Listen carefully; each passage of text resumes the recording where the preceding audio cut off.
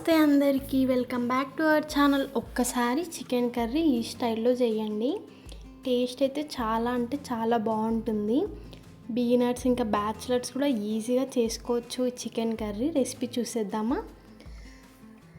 Chicken నీట్గా wash చేసుకొని 3 table spoon వరకు కారం, పసుపు, సాల్ట్, ఇంకొంచెం అల్లం పేస్ట్, కొద్దిగా ఆయిల్ వేసి మొత్తం అన్ని ముక్కలకి పట్టేలాగా బాగా కలుపుకోండి.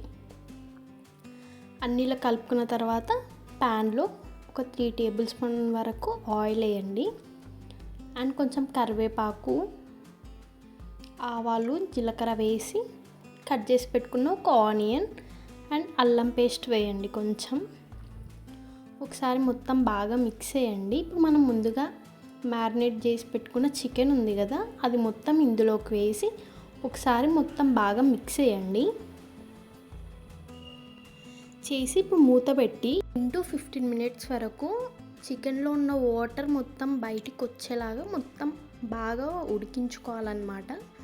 15 మినిట్స్ తర్వాత మూత తీస్తే చూడండి, చికెన్లో ఉన్న వాటర్ ఇలా బయటికి వచ్చేస్తుంది.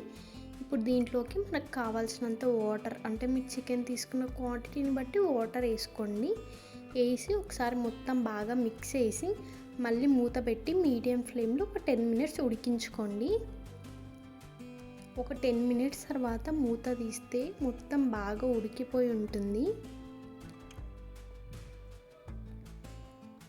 ఇప్పుడు దీంట్లోకి 1 టేబుల్ స్పూన్ ధనియాల పొడి, 1 స్పూన్ కొబ్బరి పొడి అండ్ కొంచెం కొత్తిమీర వేసి ఒకసారి మొత్తం బాగా మిక్స్ చేసి ఒక 2 మినిట్స్ కుక్ చేసుకుంటే chicken curry ready. Definitely try చేయండి. మన వీడియో నచ్చితే please like, share and subscribe చేయండి. సపోర్ట్ చేయడం మర్చిపోకండి. I need all your support guys. Thank you for watching.